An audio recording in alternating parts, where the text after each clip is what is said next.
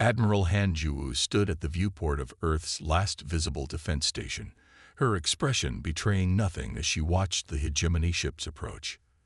The alien coalition had declared victory after a decade of brutal warfare, and today they came to formalize Earth's surrender. "They're hailing us, Admiral," said Lieutenant Kim Tae-yun, his voice tight. "Open the channel," Han replied. "Let's give them the performance they expect." The hegemony envoy appeared on screen, mandibles clicking in what passed for satisfaction among their kind. "The terms are non-negotiable. Earth will dismantle its remaining defenses and accept hegemony governance." Han bowed her head in apparent submission. "We understand." The treaty will be signed at sunset. The transmission ended. Han turned away from the screen, her face now showing the anger she had hidden. 8 years of fighting. Billions dead. And now surrender. "They look happy with themselves," Kim said quietly. "They should enjoy it while they can," Han replied. She moved to the command console and checked the time. 6 hours until the treaty ceremony. 6 hours of pretending to be defeated. Han left the bridge, walking through corridors where Earth soldiers stood at attention. They knew what was coming. The humiliation of surrender. Hegemony troops on their station, on their planet. What they didn't know was the truth. In her private quarters, Han activated a quantum-encrypted channel. "Status report, Colonel Park." Colonel Park Chunho's hologram flickered into view. "Operation Sleeping Giant proceeds on schedule, Admiral." The 7 Dreadnoughts core systems came online yesterday. Han nodded. "They think they've won. Let them believe it a little longer." "The Dreadnoughts are ready when you are, Admiral," Park said. "The crews are standing by." Han pulled up the operation files on her secure terminal. 7 massive warships, hidden in plain sight throughout the solar system. Built inside hollowed asteroids, assembled in secret while Earth fought a holding action against the hegemony. Each one more powerful than the entire visible Earth fleet. "And the new weapon systems?" Han asked. "All tested and operational," Park replied. "The quantum cannons exceed our performance estimates by 30%. Han smiled for the first time that day. The hegemony has no idea what's coming. A knock at her door interrupted their conversation. "Admiral, the surrender delegation is requesting your presence," came a voice. "I'll be there shortly," Han called out. She returned her attention to Park. "Maintain radio silence. Await my signal." "Yes, Admiral." Park out. The hologram disappeared. Han straightened her uniform and composed her features into a mask of defeat. Outside her quarters, 4 Earth diplomats waited, their faces grim. "Admiral," said Chief Negotiator Yun, "the hegemony representatives have arrived early. They want to inspect the defense systems before the ceremony." "Of course they do," Han muttered. "They want to gloat." The walk to the main hangar was silent. When they arrived, 3 hegemony ships had already docked. Tall, insectoid aliens in ceremonial armor emerged, their eyes taking in the human delegation with obvious disdain. "Admiral Han," the lead alien said, its translator producing stilted human speech. "Your defiance has cost your people much. Now wisdom prevails." Han bowed slightly. "The defense of Earth was my duty. Now peace is my responsibility." "Show us your command center," the alien ordered. Han led the delegation through the station. The hegemony officers examined everything, taking scans of Earth's technology, making notes of strategic information. Han watched them, keeping her thoughts hidden behind a polite smile.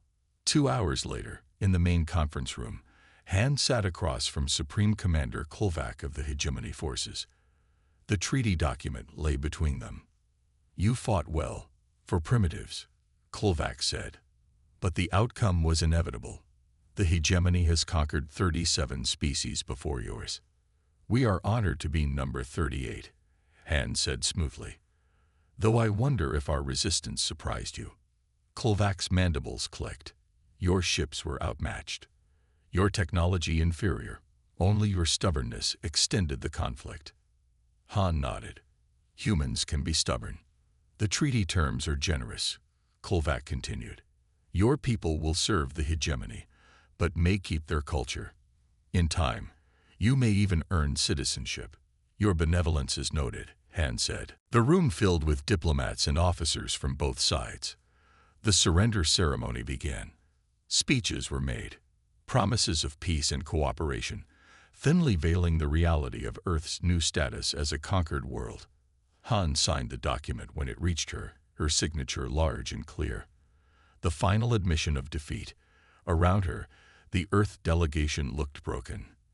The hegemony representatives looked triumphant. As the ceremony concluded, Han was approached by a young Earth officer. They're requesting the defense grid access codes. Admiral, he whispered. Give them everything they ask for. Han replied loudly enough for nearby hegemony officers to hear. Then, more quietly, the old codes won't matter soon. Night fell. The hegemony delegation returned to their flagship, taking the signed treaty with them. Reports came in from Earth. Hegemony ships entering atmosphere, troops landing in major cities, the beginning of occupation. In her quarters once more, Han opened a small safe hidden behind a panel. Inside was a single device, a quantum communicator not connected to any network. She activated it and spoke a single phrase. The sun sets. The stars rise. The communicator glowed briefly, then went dark. Message sent. In the darkness of her room, Han smiled. The hegemony thought they had won. They thought Earth was defeated.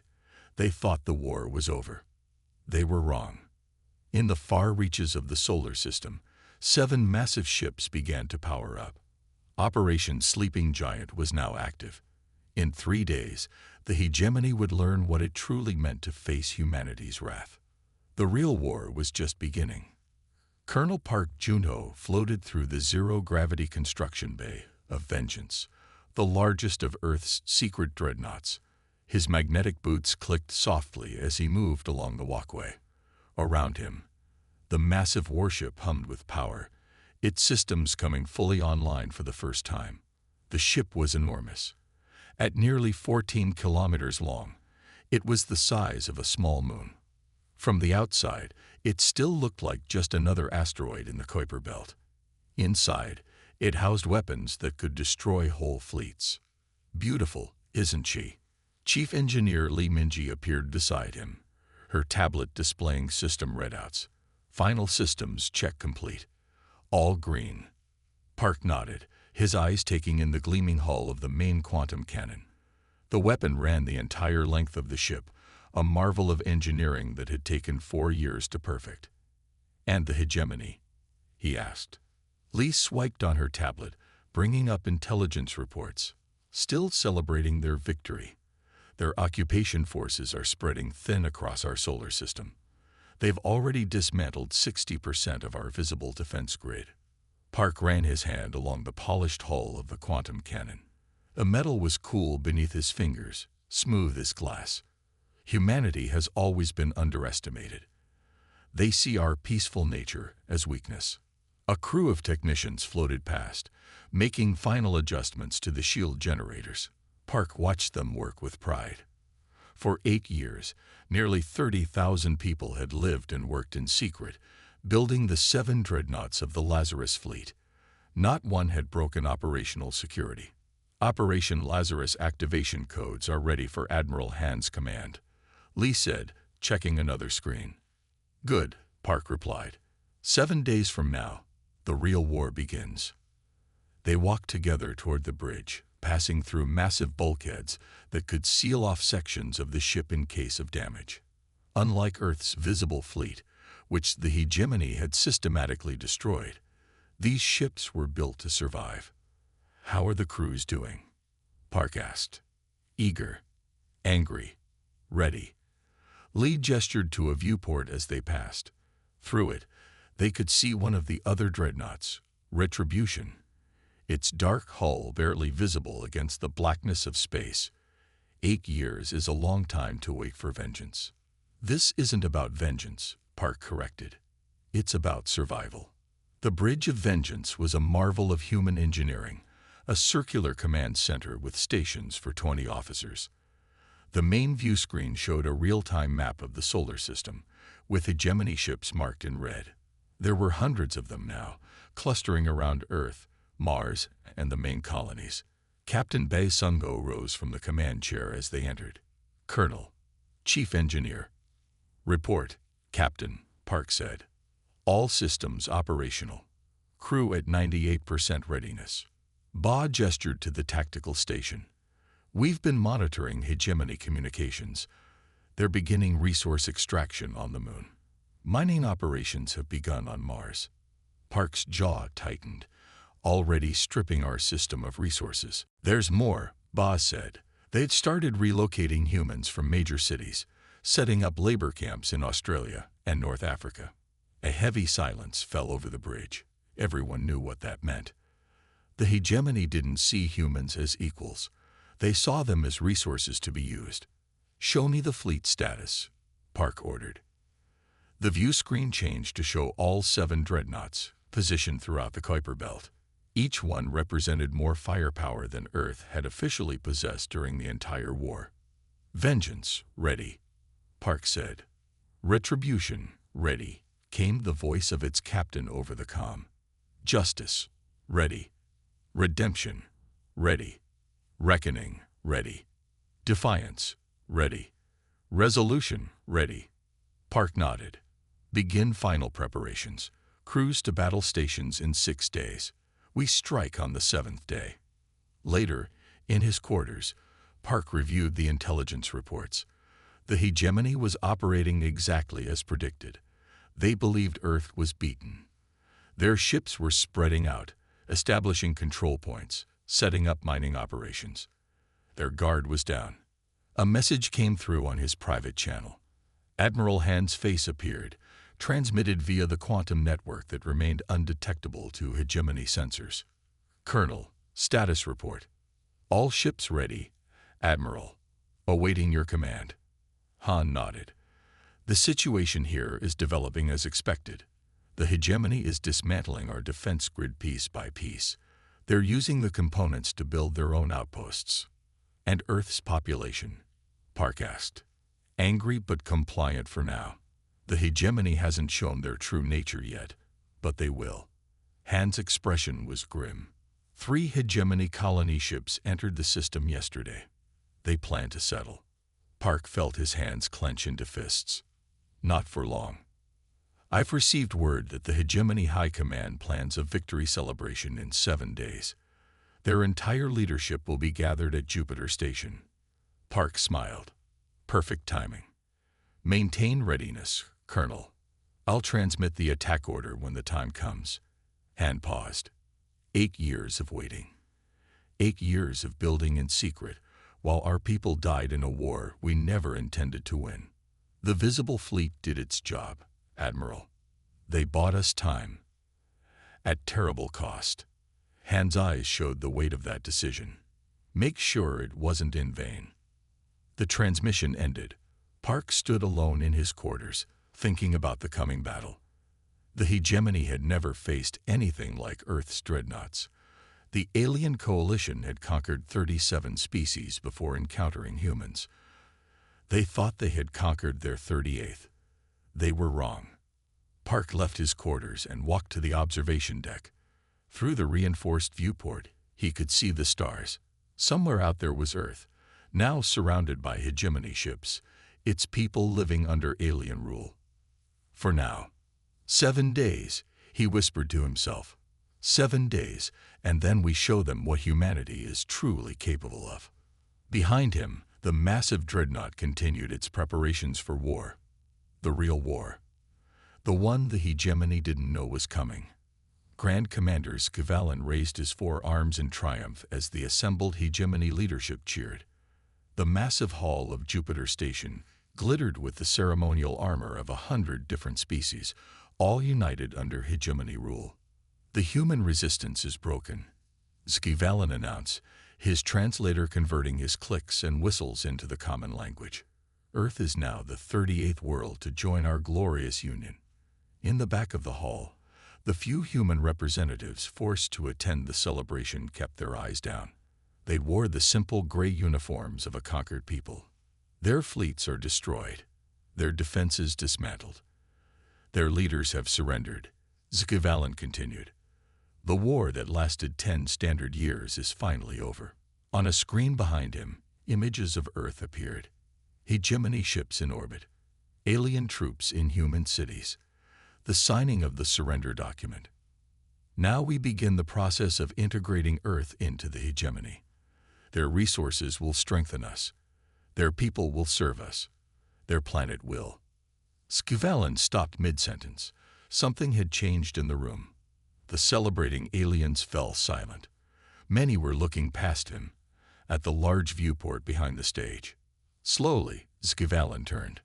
Outside, where there had been empty space moments before, floated an enormous vessel. It was black as night, shaped like a spear, and impossibly large.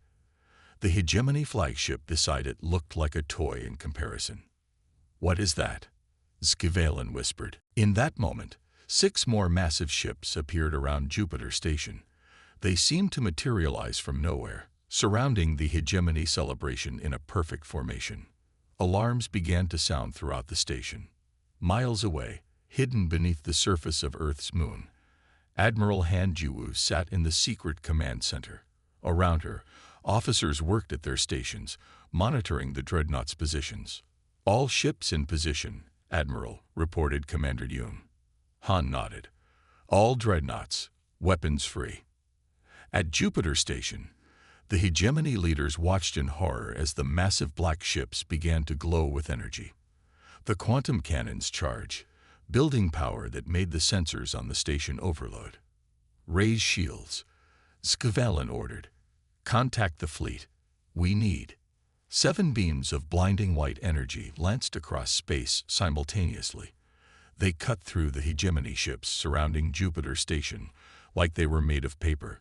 Vessels that had survived decades of warfare were vaporized in seconds. The quantum cannons fired again and again, each shot precisely targeted, each blast destroying dozens of ships. In the command center, Han watched the tactical display as hundreds of red dots representing hegemony ships vanished from the screen. Phase 1 complete, Commander Yoon reported. Hegemony fleet at Jupiter reduced by 87%. Han turned to her communications officer. "Signal Captain Kang. Phase 2 begins now." On the hegemony command station orbiting Mars, Captain Kang Dongyun and his team moved through the corridors with silent efficiency. They wore hegemony maintenance uniforms, stolen days earlier. The aliens barely looked at them as they passed. The team reached the main communications hub, the heart of the hegemony's control network for the entire inner solar system. 2 guards stood at the entrance. Kang raised a hand, signaling to his team. They moved with practiced precision. The guards were neutralized before they could sound an alarm. Inside the communications center, 12 hegemony technicians worked at their stations. They looked up in surprise as the doors opened. "Now," Kang ordered. His team moved quickly. Stun weapons fired. The technicians collapsed. No alarms sounded. "Secure the room," Kang ordered. "Begin the hack." Lieutenant Moon plugged a device into the main console, initiating system override. Kang tapped his communicator. Communications center secured. The hegemony can't call for reinforcements. Throughout the solar system, similar teams struck at key hegemony installations. Earth had been preparing this moment for years. Sleeper agents, hidden technology, precisely timed attacks. Everything happening at once, giving the hegemony no time to respond.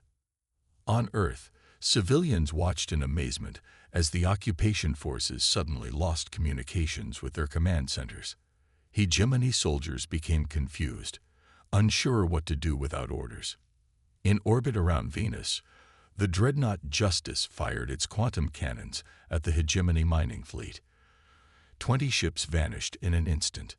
Near Saturn, Redemption and Reckoning destroyed the hegemony fuel depot and shipyard. At Mars, Defiance provided cover for Captain Kang's operation, eliminating any hegemony ships that tried to approach the command station. Jupiter Station was in chaos. The celebration had turned to panic. Hegemony leaders scrambled for escape pods, only to find them disabled.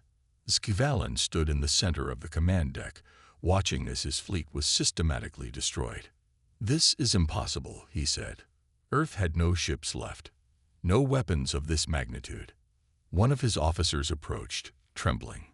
"Grand Commander, we're receiving a transmission from Earth." "Put it through," Skivalin ordered. Admiral Han's face appeared on the screen. She wore the full dress uniform of Earth's fleet, not the gray clothes of surrender. "Grand Commander," she said, "you seem surprised." "What is this?" Skivalin demanded.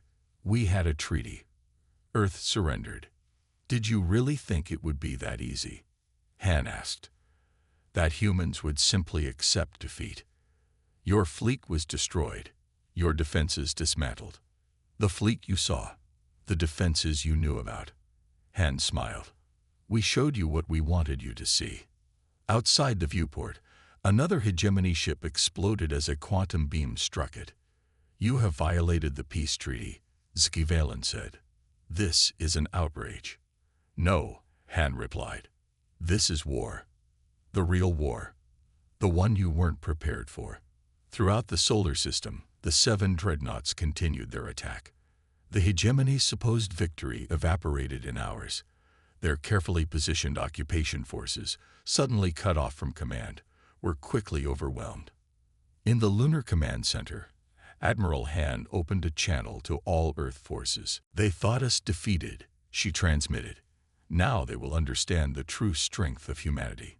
The message echoed across the solar system. On Earth, humans looked up at the sky with new hope. In the colonies, resistance fighters emerged from hiding. On hegemony ships, human slaves staged uprisings. The tide had turned. 8 years of planning, building, and waiting had led to this moment. The hegemony had thought the war was over. They were wrong. The massive dreadnought, Retribution, tore through fold space, its engines bending reality as it traveled faster than light.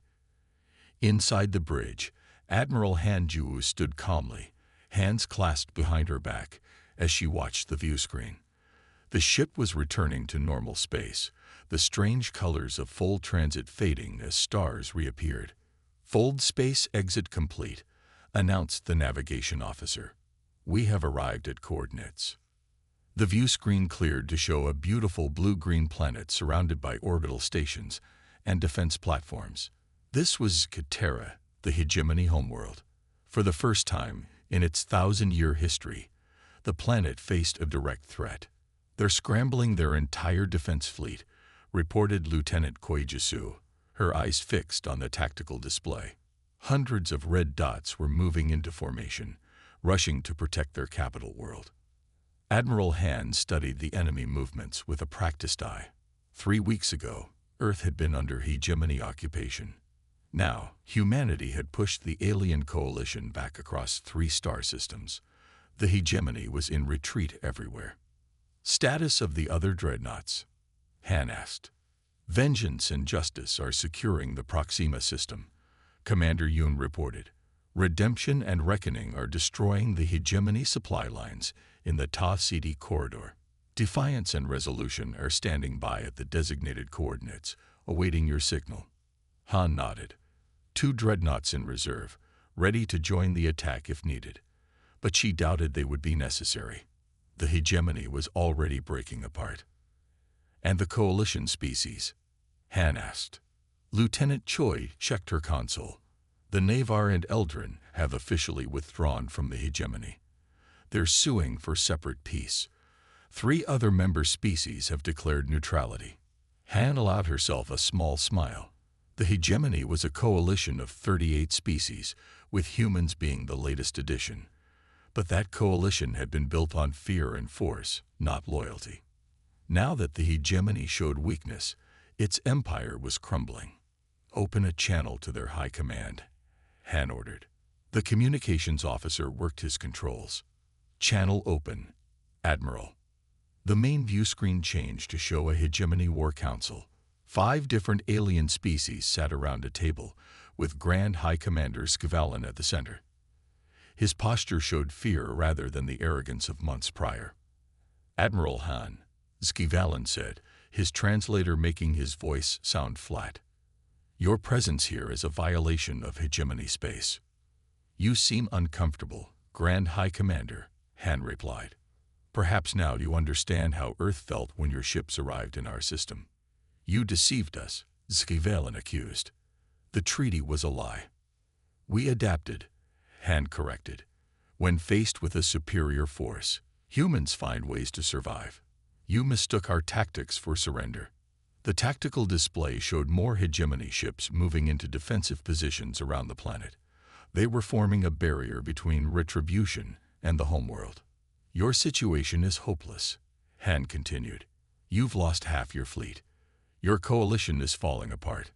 Now you face a choice: unconditional surrender or complete military defeat."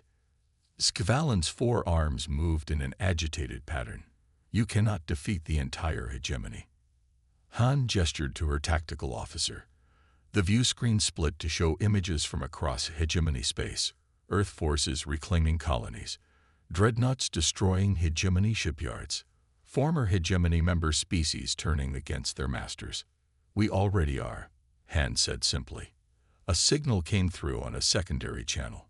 Captain Kang's voice, calling from his position leading the ground assault on the hegemony's main shipyards in the Epsilon system.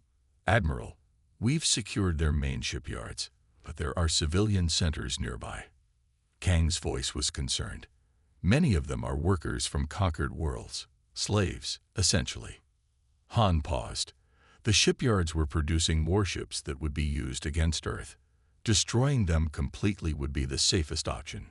Revenge would be simple. Justice was harder. "Disable their military installations only," she ordered. "We are not like them." She returned her attention to Skivalin. "You have 1 hour to begin evacuation of your military facilities in orbit. After that, we will disable them. Any ship that fires upon us will be destroyed." "You would show mercy." Skivalin seemed confused. "After what we did to your world." "This isn't mercy," Han replied. "This is humanity.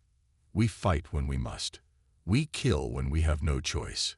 But we do not destroy simply because we can." Han cut the transmission. The bridge was quiet as her officers awaited further orders. "Prepare targeting solutions for all military installations," she commanded. "Precision strikes only. No collateral damage." "Yes, Admiral," the weapons officer responded. Han moved to the tactical display, studying the hegemony homeworld.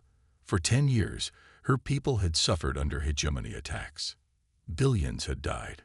Earth had been invaded, its cities damaged, its people terrorized.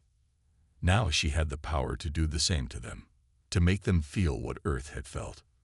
But that wasn't why they had built the Dreadnoughts. That wasn't why they had fought. "Admiral," Lieutenant Choi called out, "we're receiving transmissions from the planet's surface. Civilian leaders requesting protection from their own military." Han raised an eyebrow. "Interesting. Put it on screen." A different alien appeared, one without the military markings of the hegemony command. "Admiral Han of Earth," the alien said. "I am Speaker Torlek of the Civilian Council. We wish to discuss terms of surrender separate from the military leadership." "A civil war?" Han asked. "The hegemony military has ruled us for too long," Torlek replied. "Many of us never wanted war with Earth. Now we see our chance for change." Behind Han, Commander Yoon whispered, "This could work in our favor." Han nodded slightly. "Speaker Torlek, I will send representatives to discuss your proposal. In the meantime, I expect all hegemony military vessels to stand down." "That may be difficult," Torlek admitted. "The military does not answer to us." "Then they will answer to me," Han said. She turned to her communications officer. "Send this message to all hegemony ships. Any vessel that powers down weapons will be spared. Any that continue to show hostile intent will be disabled." The next hour passed in tense preparation. Some hegemony ships followed the order, powering down their systems. Others maintained battle positions. When the hour was up, Retribution fired its quantum cannons with surgical precision. Each shot disabled rather than destroyed. Engines, weapons, communications, all neutralized without killing the crews. By the end of the day, the hegemony homeworld was surrounded by the drifting hulks of its once proud fleet. Earth had won. In her private quarters that night, Admiral Han looked at the images of Earth sent from the recovery teams. The rebuilding had begun. The hegemony occupation forces were gone. We won, she whispered to herself. But at what cost? The answer would come in time. For now, there was work to do, a peace to build, a galaxy to reshape. The great chamber fell silent as Admiral Hanjiwu walked to the center of the floor. 1 year had passed since Earth's dreadnoughts had changed the galaxy forever. 1 year since the hegemony fell. 1 year of rebuilding, of healing, of creating something new from the ashes of war. The chamber itself reflected this new reality. Built at the neutral location of Ceres in the asteroid belt, the Galactic Council chamber housed representatives from 26 species. Former enemies sat side by side. Former slaves now spoke as equals. At the center of the chamber stood a round table with no head position, every seat equal to all others. Admiral Han wore her formal uniform, the same one she had worn when signing the false surrender document that had fooled the hegemony. But today, it carried new insignia, symbols of peace rather than war. 1 year ago, Earth stood on the brink of subjugation. Han began, her voice carrying to every corner of the chamber. Today, we stand together as equals, builders of a new order. The assembled representatives watched her closely, some with admiration, others with caution. Earth's sudden rise from defeated world to galactic power had shocked everyone. The dreadnoughts will remain, she told the assembled representatives, not as weapons of domination, but as guardians of peace. Murmurs spread through the chamber. The 7 massive warships that had destroyed the hegemony fleet still inspired fear, each one powerful enough to defeat entire battle groups. Some of you have suggested that Earth should disarm, Han continued, that we should dismantle our dreadnoughts as a show of good faith. She paused, looking around the chamber. We will not. The peace we have today exists because Earth had the strength to end the hegemony's rule. We will maintain that strength, not to threaten, but to protect. From his seat at the council table, Captain Kang, now Ambassador Kang, nodded in approval. He had seen firsthand both the horrors of war and the challenges of peace. His experiences leading ground forces during the counter-offensive had convinced him that strength must back diplomacy. But strength alone is not enough, Han said, her tone softening. Humanity could have conquered where the hegemony failed. We could have replaced one empire with another. She gestured to the chamber around them. Instead, we choose cooperation. We choose to remember that even in victory, wisdom must prevail over vengeance. The Nevar representative, a tall being with iridescent skin, rose from her seat. Admiral Han, your words are noble, but some among my people fear that Earth simply waits for the right moment to establish its own dominance. Han nodded, acknowledging the concern. The fear is understandable. The hegemony ruled through fear for 1,000 years. But look to our actions, not just our words. On the large display behind her, images appeared. Earth ships delivering aid to worlds damaged in the war. Human engineers helping rebuild destroyed infrastructure on former hegemony worlds. The dreadnought Resolution, its weapons systems partially removed, serving as a hospital ship at the outer colonies. We could have taken revenge, Han said. Instead, we chose to help rebuild. After the council session ended, Han walked to the observation deck of the station. Through the large viewport, she could see Earth in the distance, a blue jewel against the blackness of space. Orbital construction platforms surrounded the planet, signs of the rebuilding effort. Quite a view, said a voice behind her. Han turned to see General Oh Sungmin, the commander of Earth's ground forces during the war. Now he served as Earth's defense minister. Earth looks peaceful from here, Han said. You can't see the scars. O nodded, coming to stand beside her. 10 years of war. 2 billion dead. Cities still being rebuilt. They stood in silence, watching their homeworld turn slowly beneath them. Was it worth it? O asked finally. Han didn't answer immediately. She watched as one of the Dreadnoughts, Vengeance, now renamed Discovery and converted partly for exploration and diplomatic functions, prepared for its mission to the galaxy's outer rim. Its massive form moved slowly away from Earth, no longer a weapon of war, but a symbol of humanity's new path. We didn't just win a war, she said finally. We changed the rules of peace. O followed her gaze to the departing Dreadnought. The first mission to unknown space. There was a time I thought we'd never explore beyond our own system again. The hegemony wanted us contained, Han said. They feared what humanity might become.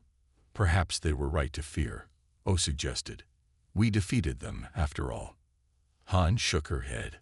They feared us because they judged us by their own standards. They couldn't imagine power without oppression, strength without cruelty. Below them, Earth continued its eternal dance around the sun. In orbit, construction teams worked on new vessels, sleek ships designed for science and exploration rather than combat. The shipyards are working at full capacity, O noted. The Science Council has approved 7 new exploration missions. Han smiled. Good. The Dreadnoughts won their war. Now it's time for a different kind of ship to carry humanity forward. That evening, Han returned to Earth for the first time in months. Her shuttle landed in New Seoul, a city that had been heavily damaged during the hegemony invasion, and now stood rebuilt, its towers stretching toward the sky once more. She walked through a memorial park where trees grew among sculptures made from the wreckage of war. People nodded respectfully as she passed, the famous admiral who had saved Earth. At the center of the park stood a simple stone monument. Carved into its surface were the names of those who had died in the long conflict, too many names to read in a lifetime. Han placed her hand on the cool stone, feeling the weight of those sacrifices. A young girl approached, no more than 10 years old. She looked up at Han with curious eyes. Are you really Admiral Han? The girl asked. The one who built the big ships. Han knelt down to the child's level. I helped build them. Many people worked together to save Earth. My teacher says you tricked the bad aliens, the girl said. Han smiled. Sometimes, when you can't win with strength alone, you have to be clever. Will the bad aliens come back? Han shook her head. No. And we're working to make sure no one becomes the bad aliens again. The girl seemed satisfied with this answer and ran back to her waiting parents. Han stood, looking up at the evening sky where stars were beginning to appear. Humanity had proven its strength. Now it would prove its wisdom. The war was over. The real work had just begun.